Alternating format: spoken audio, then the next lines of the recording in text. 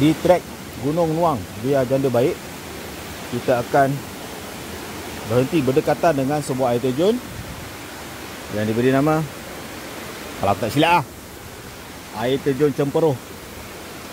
Biasanya digalakkan ketika mendaki berhenti sekejap untuk datang dan bergambar. Sebab kebiasaannya bila time balik, mana maunya